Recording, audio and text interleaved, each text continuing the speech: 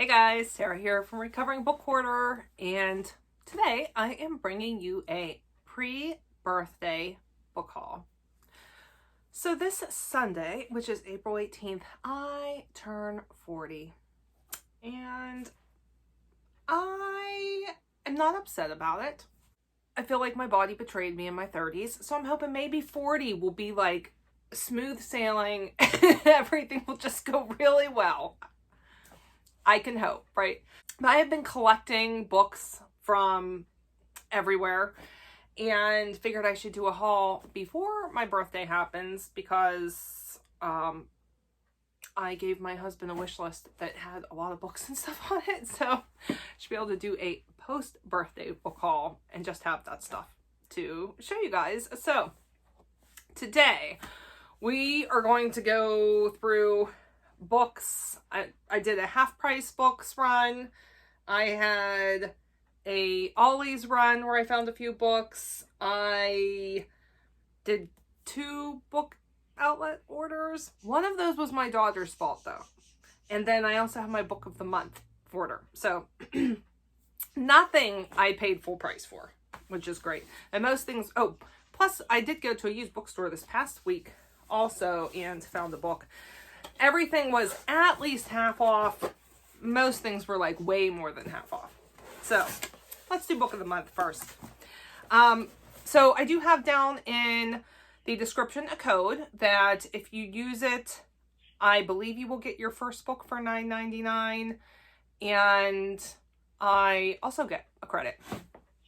So that's there. I am not like a book of the month affiliate or anything like that. I just have a code. So I got 3 books this month. One of them is one of the ones that was offered, and then I did 2 add-ons from like past books and stuff that was on there. So first one, super excited about, and that is People We Meet on Vacation by Emily Henry. I read Beach Reads last year and loved it so much, and Emily Henry was on my list of authors that I want to read more from. Right, then my add-ons, I got the last one on there that I could find by Riley Sager, Final Girls. I believe this means I now have all of his released books. I'm not sure how many are in his backlog, but I definitely have all the ones that were available on the Book of the Month website. And then I also picked up Legend Born by Tracy Dion, which was a book that was on my wish list. I had seen Tiana over at, I cannot remember what Tiana's channel name is. I will have her linked down below though. I think she actually did like a author tour, if I remember correctly. I think she did an interview with this author. All right, then the bookmark. Mark is unread. I love these little bookmarks. I don't actually use them as bookmarks because I primarily use magnetic bookmarks because they don't fall out.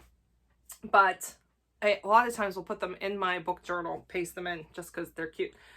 Okay, so that was the book of the month order. Now, the book that I found this past weekend at the used bookstore is The Book of Mysteries by Jonathan Kane. And this is actually a year-long, a year-long like devotional. May actually do this one this next year upcoming because I really like to have a year-long devotional going that I read just, you know, it's just such short reads each morning. We shall probably will be that one. All right, let's do the half price books haul.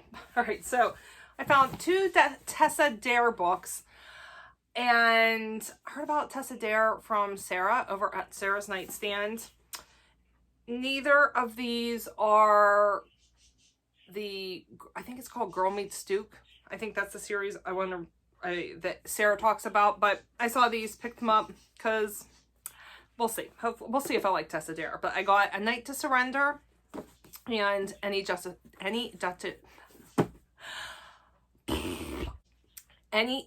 Will Do. It's like a tongue twister. Okay, then I found some Jodi Picoult books because I am collecting the Jodi Picoult books. And I found 3 more while I was there. So I found Lone Wolf,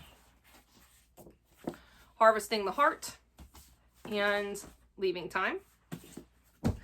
Then I found Tiffany Girl by Deanne Gist, and this is a Christian fiction historical set during the 1893 World's Fair in Chicago. I love all things World's Fair. Guys, I cannot talk. I love all things World Fair, and I love Tiffany. Tiffany Girl is the heartwarming story of the impetuous Flossie Jane, a beautiful budding artist who is handpicked by Lewis to help complete the Tiffany Chapel. And I remember my friend Bev, who I talked about in a couple of videos now, who has passed away. This was one of her favorite books, I know that. So, and look, just took the sticker off. Pretty cover. Okay, then the last one from my half-price book haul is God, I can't, guys. The House on Foster Hill by Jamie Jo Wright. And I saw Chantel talk about this one, and I will link her channel down below. Also, lots of channels for you guys today. As you can see, I take my booktube seriously. I get lots and lots of suggestions from other wonderful booktubers. All right, let's go through the couple I got from Ollies.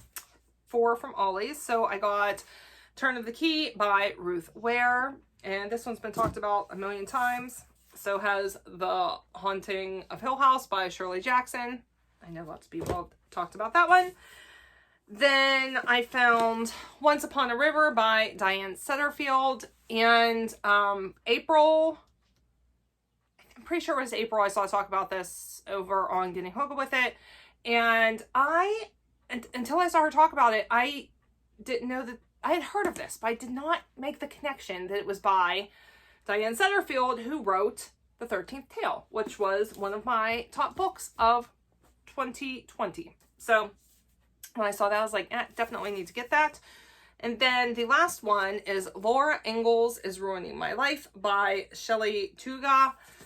I think it's Tuga. And this is sounds like a coming of age story where the family moves to the Laura Ingalls Wilder's hometown, and everybody there is obsessed with Laura Ingalls Wilder and Little House on the Prairie. Her mom believes that the spirit of Laura Ingalls will help her write a best-selling book. Our main character is not a huge fan of Laura Ingalls Wilder or of Little House on the Prairie, but the spirit of Laura Ingalls starts to get to our main character as well. Okay. Book outlet order. So, like I said, I got 2 book outlet orders. There was a sale, and then after I had put that in, my daughter, we realized that we had bought the second book in a series my daughter wanted to read, and we didn't have the first or the third book. So I said, let's see if we can find it on book outlet. It was there. Of course, then I had to put in enough to make it free shipping. I had to. So I got some more books. Okay, and again, some people made me do this. Several of these, well, a few of these I saw Krista haul, if not the exact books, then the authors over at Books and GMs, and Amanda at the Curly Reader.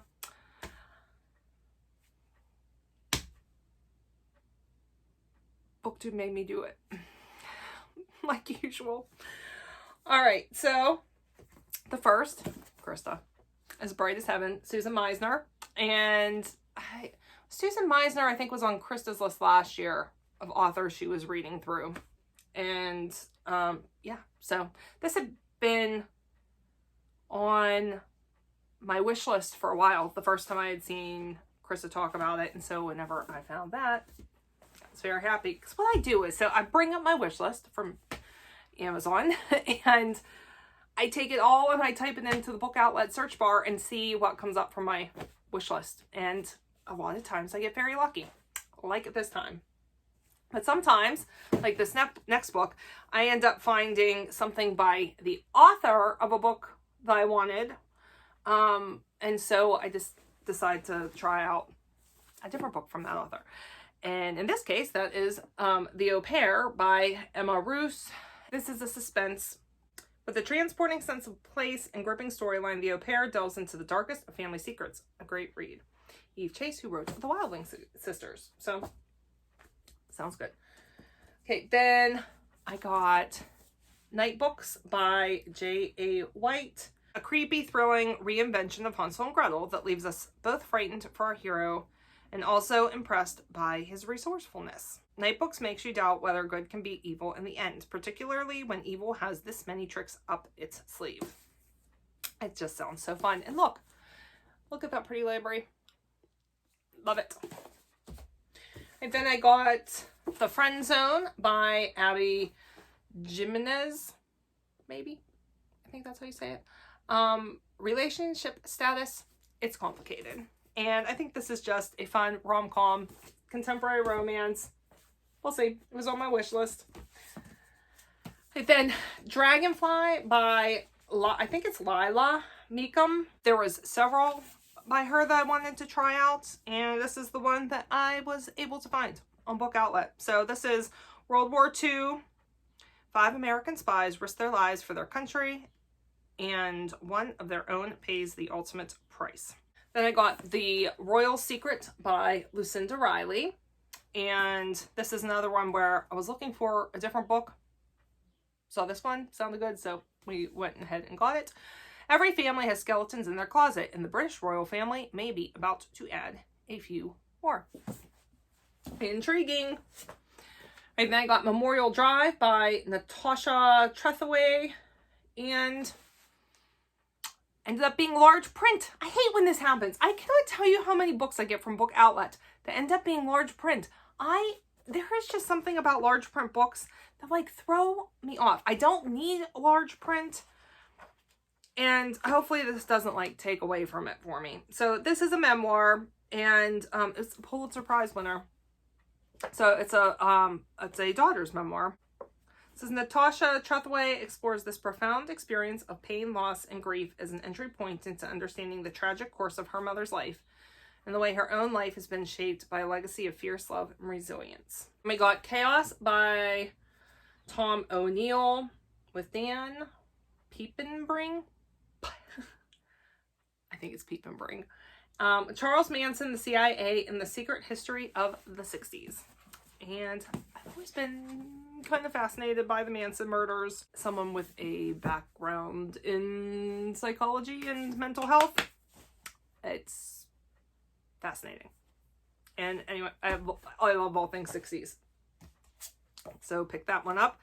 We got The Westing Game by Ellen Raskin. And I remember reading this when I was living in my old house in Ambridge. So I had to have read it for the first time. I must have been 9, maybe? I wonder when this was written. All right, it was written in 1978. So yeah, very good chance that was like between 9 and 10 whenever I read this for the first time, because that would have been the late 80s. And then we got Their Eyes Were Watching God by Zora Neale Hurston. And this is a classic that has been on my wish list. All of these have been on my wish list for so long. I just get so excited when I find wish list items for much cheaper. All right, then I picked up books from a series that I would like to start. Of course, they didn't have the first book, but they had, I was able to pick up 3 of the other books on there, which I came across this in the Christian book like magazine that I get in the mail. I was like, oh, those sound good. So I added them on. And this is the Hope Harbor series. So I got Pelican Point, Sandpiper Cove, and Starfish Pier. And these are by Irene Hannon, who I've never read anything from, but the series sounds good. And if it is good, it'll be another good one for the book club that I do with my friend Ruth. And then last but not least, I picked up 3 Octavia E. Butler books. And I read Kindred this past year and just absolutely loved it, and definitely wanted to read more by Octavia Butler. So lucked out and got some compendiums.